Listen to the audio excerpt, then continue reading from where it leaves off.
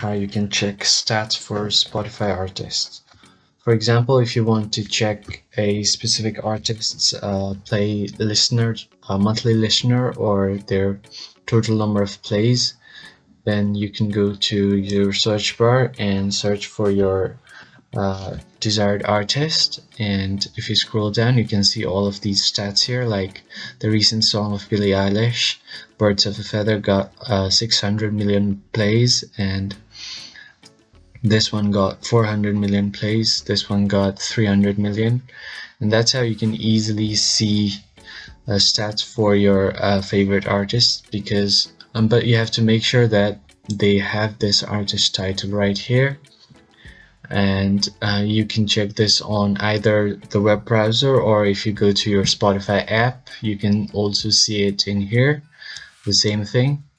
And if you want to see your own stats, then you will have to go to your web browser and search for Spotify artist dashboard. Once you search this, the first thing that pops up, you're going to open this link. To check your stats, you have to make sure that you have an artist account. So like this one right here, you need an artist account.